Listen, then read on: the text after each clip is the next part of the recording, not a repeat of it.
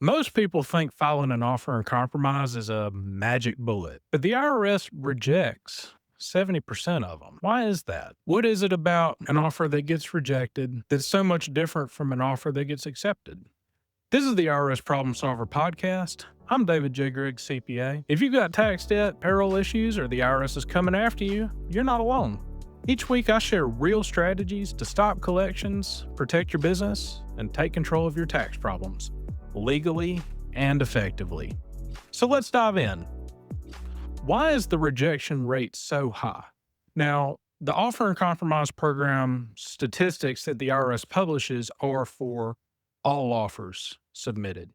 And there are a few different categories of people that are filing these offers. One is normal people. Normal people are filing offers. There's nothing wrong with you filing an offer for yourself. Okay. But at the end of the day, the odds of your approval are going to be less than somebody that has a lot of professional experience doing this. Okay.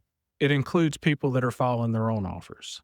It also includes a category of people that we refer to in this industry as an offer mill. Now, an offer mill is a tax resolution firm that really all they do is just file offers all day, every day.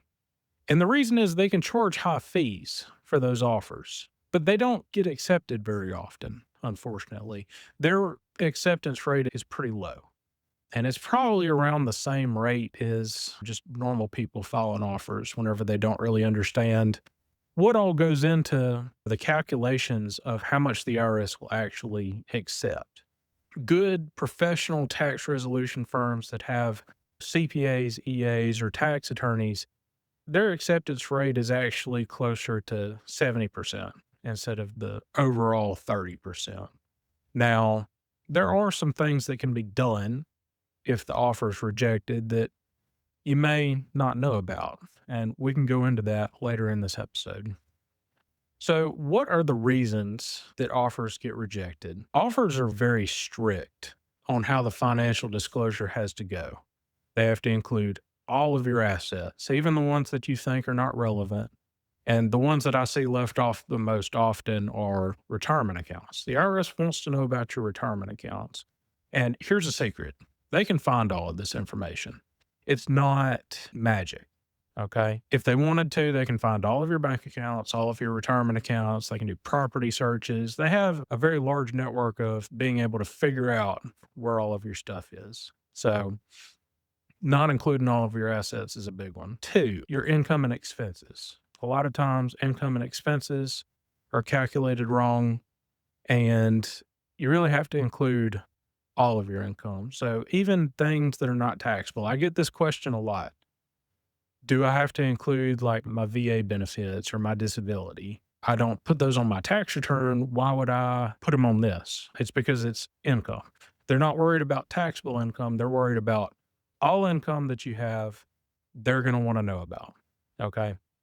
And the biggest reason that's coming up is expenses. And expenses are calculated wrong all the time. There are certain categories that the IRS has where those expenses have a certain limit. I'll give an example: food, clothing, and miscellaneous. So there's a pretty defined maximum that the IRS is going to accept for food, clothing, personal. That includes all of your groceries, all of your clothes, all of your hygiene products, all of that kind of stuff. And it's around $850 for one person. And it goes up from there based on how many people are in your household. And it also takes into account your zip code. They have an allowable amount based on your zip code and how many people are in your household, but it's around 50. It can go up if you live in a high cost of living area. But for the most part, they're not going to deviate from allowing that. And really the only way that I've been able to see them accept an amount higher than that is if you have a medically prescribed diet that exceeds the allowable expenses. And you have to prove that. You have to be able to come with receipts to be able to get them to accept that. So those are the reasons that I see the calculations done wrong. The next thing that you have to consider whenever you're talking about an offer is what the IRS calls the reasonable collection potential. Now, the IRS only has a certain amount of time to collect on tax debts. Once the tax return is filed and the balance is established, they have 10 years from there, barring any kind of tolling calculations, which would be things like bankruptcy, or if you submit an offer in compromise, it does toll the statute. So it can actually make that statute a little bit longer. But whenever we're talking for the purposes of an offer in compromise, what we have to look at it from the IRS's point of view. They're going to look at how much time is left in the statute of limitations, and they're going to look at your income and essentially multiply your discretionary income over the amount of time left. So if you're younger and you have a lot of time left in your workable life, you're not expected to retire soon, or you're not sick, and they think that, hey, he or she, they have the potential to make more money in the future, they're going to take that into account whenever they're trying to determine your reasonable collection potential. So take Bob, for example. He ended up with a $250,000 debt for a few years whenever he had a really successful business. That business phased out, let's just say the vape market. We had a lot of different regulations put into place that really affected the profitability of that industry. So Bob, that was selling vapes and had a really successful vape store that was doing $750,000 a year in net profit, closed the doors. Bob is not working anymore, or he's working a job that makes $30,000 a year. Okay.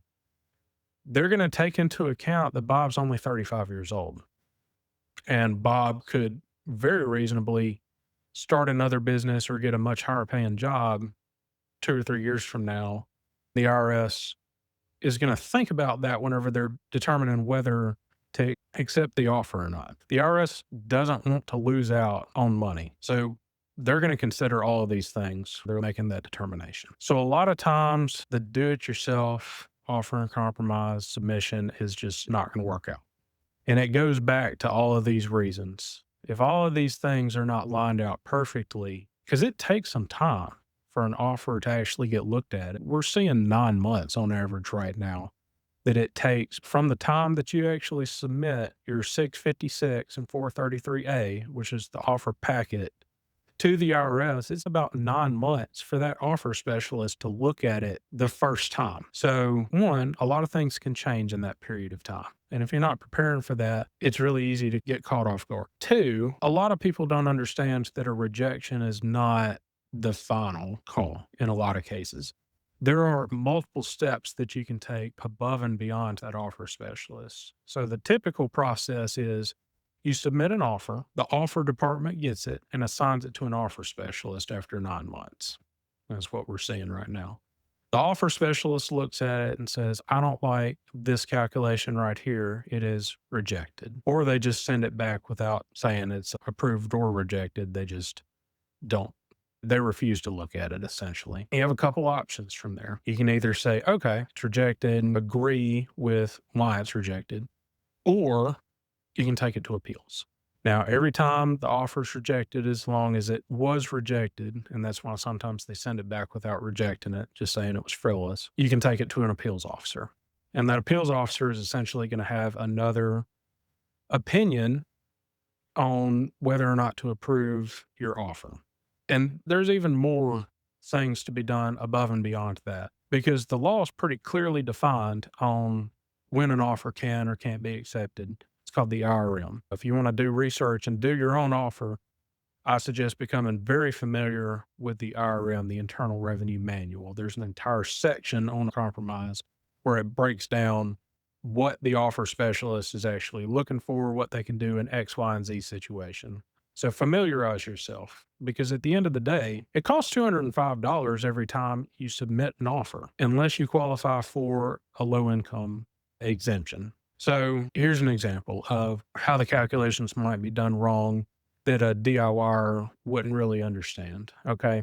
So let's just take, for example, a boat. Bob bought a boat back whenever he was doing okay. He financed it for, I don't know, 5, 6 years. I don't know how long they finance boats for anymore. But let's just say he was still paying on it and it was $600 a month. The rest doesn't care. They care that you own the asset and there's potential equity in it. But that payment, that's a lifestyle expense. Okay. That's not necessary for you to continue living. So they're not going to use that expense. In addition to that, gym memberships, a lot of times, unless you can prove that you need that gym membership for some kind of medical condition or something, yeah, it's just not going to get accepted. There's a lot of that kind of stuff that, especially if it's credit cards are a really good one because credit card minimum payments, for the most part, are not going to get accepted. Sometimes we can get them to accept it for a year while we reevaluate, but especially in an offer and compromise where they're saying, here's the offer and it's done, they're not typically going to accept that.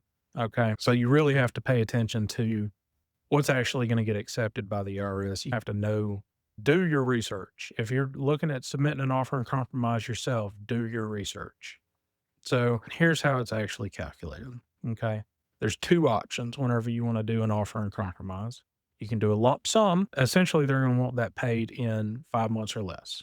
Or you can do a 24-month offer and compromise. That's not a lump sum. And the way that they calculate these two things are they're going to take your assets. They're going to run it through. So say you have a house and you owe $300,000 and you could sell it for $400,000.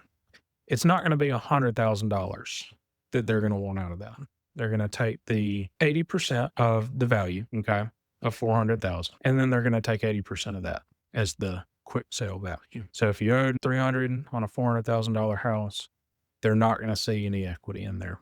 There's also factors for, you can take a month's worth of expense and have a month's worth of expenses in your bank account and exempt that from the asset calculation. Vehicles, they're going to do that same equity calculation, and it does this across all assets, all bank accounts, and you're going to come up with an amount for your assets. Let's say that you have $20,000 of equity after the 80% and all that kind of stuff, minus all of the exemptions that you can get. Let's just say you have $20,000 left. That $20,000 is going to go here in box 1, wherever it is on the 656. Now we're going to come over here, and here's where it differs between which type of offer you're picking, either the lump sum or the 24-month. And they're going to look at your income, pretty much all your income, minus allowable expenses, and it's going to come up with an amount, a discretionary amount at the end of every month that you have to pay the IRS. Now, if you do the lump sum, they're going to multiply that by 5 because you have 5 months. So let's just say you have $1,000 of discretionary income. You got $5,000. They're going to add it to $25,000. Say, okay, Bob, $25,000 is the lump sum offer that you can submit. And that's what they're going to accept. And they're doing all these calculations on their side too. You do the calculations, you submit, they do their own calculations. If it matches, cool, approved. Now, $25,000 is going to be due within 5 months. You can structure that over 5 months, or you can just pay it a lump sum at the end of the 5 months. If you do the 24-month, they're going to look at that $1,000 multiplied by 24. That's $24,000 plus the $20,000 from your assets, and you get a $44,000 24-month offer, which you can split evenly, or you can split it unequally. You can pay $100 a month all the way up until the final month and then pay the lump sum.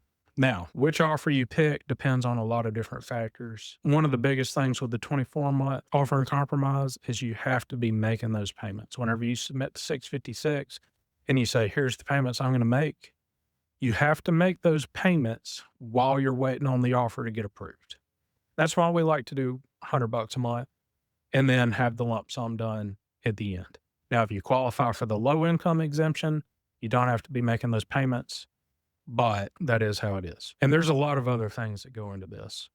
I'm a tax professional, but I'm not your tax professional. So your situation can vary. Doing research can improve your odds a lot, but having somebody that does this day in, day out is really going to improve the chances of your success. Because at the end of the day, things can be done. Now, you can't dissipate assets and essentially prioritize other creditors above and beyond the IRS, but there are different planning strategies that you can do to move money around. If you don't have a car, maybe get a car, stuff like that.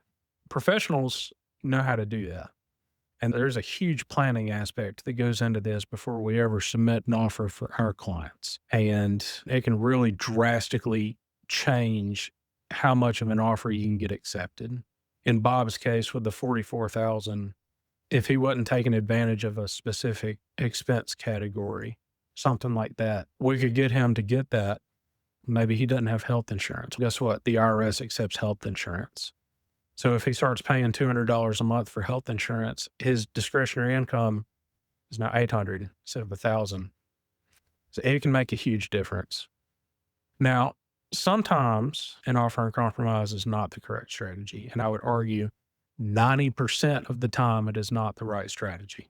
People either have too much in asset, too much in their home equity, too much in their 401k, or their income's too high. And it just doesn't make any sense.